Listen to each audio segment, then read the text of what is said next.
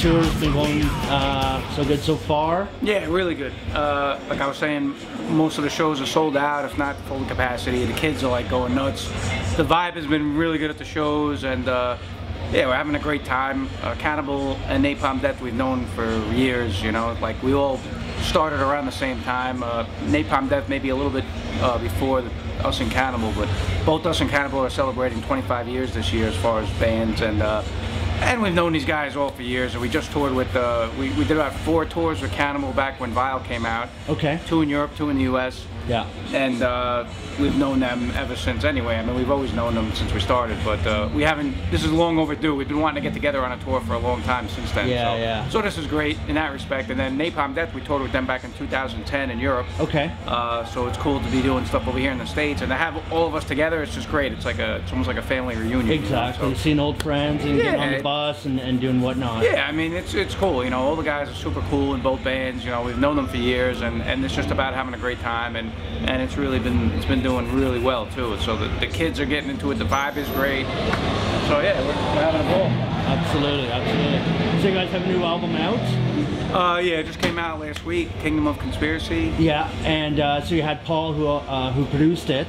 Yeah, Paul Orfino. We went to Millbrook Studios in upstate New York to record it. And Paul's great. We always have a great time with him. I mean, he makes it very comfortable. He knows what he's doing. He's well, he's done your last. He's done every album since since Failures for God's our 3rd record. So we've been doing all the records up there except for the first 2. So it's always a great time. I mean, he knows what he's doing. He's got a great ear for music and ideas when he sees what we're trying to work on. And again, he makes it comfortable. So when you're recording a record, you want things to be comfortable. So that's very important. And he makes a hell of a barbecue, and he's got a really cool in-house bar with Belgian beers, and so I mean the whole experience is always fun. It's all fun. part of the package. It's almost like Steve said. It's like going to Uncle Paulie's and having a barbecue every day and having a good time, and recording an album in the process. You know, so you know we have a good time with it. So as far as like him being in the studio with you guys, what does he bring to the table? Because you know you've used him for for a lot of your albums. So each time. Well, he just has that. Like I said, he's got a good ear for music. So yeah. When we're doing something, he'll make some suggestions when he sees what we're trying to do. Yeah. He also has a good way of just bringing out the best in us, I think. You know what I mean? 'Cause in the studio it gets a little stressful, and we only have a certain amount of time to get stuff done. Yeah. So he's got a very relaxed way of just making things happen. You know what I mean? Yeah. And it's just a pleasure to work with him. You know. And then the guitar tones and everything that he gets. I mean, the drum sounds. He always tries his best to get the sounds that we need, you know what I mean? And sure, I'm sure once Zach Warren's done mixing it, he ends up mixing in some other sounds with our original sounds, but overall, it's the process of what Paul does and what Zach Warren does to mix and master now that makes it really so much more powerful these days. You know, ever since Majesty and Decay, we've had Zach Warren in the mix too, so now we have the experience and the abilities of Paul in the studio, and then Zach Warren taking that stuff and then doing his magic to it too. So it's cool. We have that, you know, both Paul's approach and Zach's more modern approach, and putting those together, and I think it's done great for us. Super you know, well. with the productions, you know, because pretty much they've just gotten better since that Majesty and Decay, Providence, and now Kingdom of Conspiracy. So you're pretty much saying that like this album is probably like one of the best things you guys put out in a while? I think so. I mean, it's very strong. It's powerful musically and lyrically. It's very dark, but it's also to the point. That's probably the catchiest record we've done. And again, it's probably got one of the best productions we've had. So yeah, you know, I know you know every band's gonna say that, but I mean, I love all our older records. You know, I love them, but I think this one just you know, it's just got a little bit step up above. You know, because we're always trying to take things a little bit further, but yeah, I think everything just came together that much better on this record. You know. So with your diverse sort of music catalog, do you guys find it hard to pick what you want to play live each night? I know you guys have a certain set list each night, but with your, you know, you got, let's say, you know, 45 minutes to be on stage. We got a half hour, so basically so what do you play? We do like 3. Sometimes we can squeeze in 35 minutes because if we get on stage early enough. And then we're doing 4 new songs off the new record, and then we're doing 4 from whatever we, you know, past releases, which, you know, we're not going to please everybody because right now we got the new record out, we want to play some new stuff, but we try and mix in a couple of the old ones too. But honestly, together from, you know, a song from the first record that we do to the songs from the new record, they all mix in really good for a good half hour, and it's a solid punchy set, you know. So the kids have been loving it so far. So yeah, I haven't heard any complaints. Yeah, so the fans are liking the new stuff live. Yeah, I mean, it's unbelievable. I mean, this is the first time we played new stuff. I mean, in this sense, where the record, all right, they put a couple of songs up online, but only one of those were playing anyway. And we were starting shows before the new record was even out. And just the reaction, we're starting off with a new song right off the bat. Testing waters and whatnot. Yeah, but I mean, we'll start off with the album title track as soon as we hit the stage, and the kids are going for it, they're loving it, and all the new stuff's going over phenomenal, just as the old stuff. So, I mean, you know, the reaction's been phenomenal, so we're happy with that. So, like, obviously you guys have been on the road for a very long time. Are there certain bands that you have not toured with yet that you want to tour with?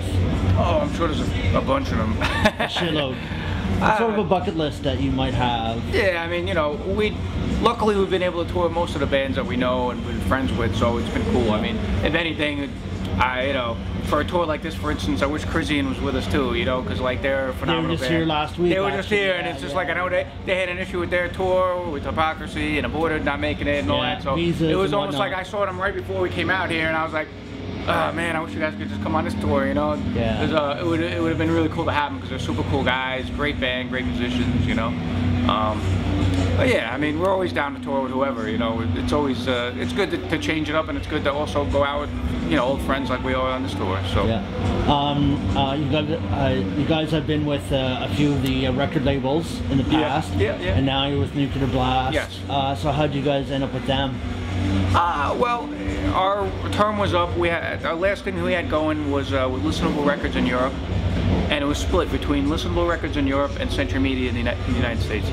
So after we did 3 records in that scenario, Gerardo from Nuclear Blast had been showing interest, and he got in touch with us, and you know, we really wanted to have someone, after doing that split type of thing, we thought it was important to just have one label doing everything. So we came to that realization, and it took us a while because we were very good friends with Laurent Merle at Listenable Records in France. And it was a very tough decision for us, but we just felt, just for the band, business-wise, it was just better to go with Nuclear Blast, you know. And we also knew a lot of the people there, too. And, I mean, they've really done a phenomenal job. It's their management and... They've really done phenomenal work. I mean, Gerardo, Luana, Charles, Rob, Mike, all the guys at Nuclear Blast US and Jap, and all the guys at Nuclear Blast Germany, I mean, they've all really been supporting the band a lot and really putting a lot of interest into the band, which is something we haven't had except for maybe with Listenable, you know. I mean, the past record labels, you know, we were a younger band then, and you know, I think timing just made it work out right with this, because we're more mature as people, as musicians, and as how we do things as a band, and Nuclear Blast just fit us perfectly now, so everything just kind of came together, and we're just very happy with the situation now. You know, they've been doing a great job, and you know, we couldn't ask for much more. You know, they're really on top of everything. And, they've really done a lot for us in the past few years since Majesty and Decay came out. So I'd like to ask about when you started listening to music, either be like in grade school, high school. What were you listening to, and you know, did that get you into music? And yeah, I mean, you know, it's probably just everyone else's story. You grow up listening, you hear some heavy metal stuff, you get into that. I mean, I started out with Van Halen, AC/DC, stuff like that. And then eventually progressing to Judas Priest and Iron Maiden and eventually Metallica. And then you get into stuff like Creator, Destruction, Slayer, and it just keeps escalating, you know. And then we got to the point where we just started doing our own thing. And, you know, before you know it, here we are. So it's just a love of the music, you know. We're still very passionate about the music as we were back then. Especially when we're writing ours, we're trying to create, you know, the best stuff we can and just keep taking things forward, moving things forward. But I mean, yeah, when we started, our first band was Rigor Mortis, not the one from Texas, Rigor Mortis from New York, and that was like '86. So, you know, we've been into this music for a while, and we just love it. It's just the passion of the music, you know, pretty much. Yeah. Paying the bills. Yeah, well, the music doesn't really pay the bills, but that's why I have my day job. But actually, what do you do? I work for a small production company. They're like half DJ production company, doing weddings, corporate events, things like that. Programming lighting, doing videos, stuff like that, audio, whatever, you know. We do a lot of things, decor, so it's kind of cool because it's still in the entertainment field, so I take some of that knowledge into what we do with Immolation a lot too. So it kind of works, you know. So I do like my job as well. But of course, any given day, I'm usually more prone to want to be out here doing this. Absolutely, but absolutely. you know, it's hard to make a living at this. You know, I mean, we get by when we're on the road, and things have gotten better over the years. But you know, to make a living, it's tough. You know, there's only a handful of bands that can do that. So we're not one of them just yet. Any plans to release a live sort of CD/DVD? Not yet. We've never quite got into that yet, but we'll probably try and get something going in the near future. We'll see. You know, no plans just yet, but it would be something cool to do.